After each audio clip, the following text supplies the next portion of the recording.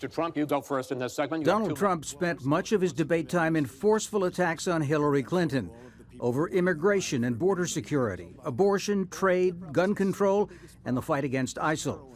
But after repeatedly alleging massive voter fraud that would, in his words, rig the election against him, Trump was asked whether he'd accept the outcome of the vote. I will look at it at the time. I'm not looking at anything now. I'll look at it at the time. I'll keep you in suspense. Well, okay? Chris.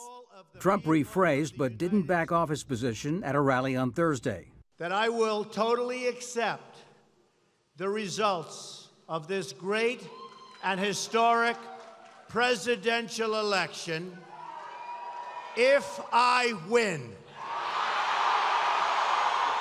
His comment contradicted assurances from his campaign manager, daughter, and his vice presidential running mate, who tried afterward to soften Trump's position. And we're going to continue to call on people all across this country to respectfully participate in the electoral process, to ensure that we can all be confident in the vote. And if the vote is fair, I'm confident that we'll accept. But Clinton's running mate said Trump was undermining an unbroken American tradition of peaceful transfer of power. When you look at voters and say, sorry guys, I may not accept your opinions, you're basically dissing your own bosses, the American public, and I don't think voters like being insulted. Other Republicans joined in the widespread view of voting experts that fixing a presidential election by fraud was virtually impossible. That's like saying we never landed on the moon, frankly. That's how silly it is.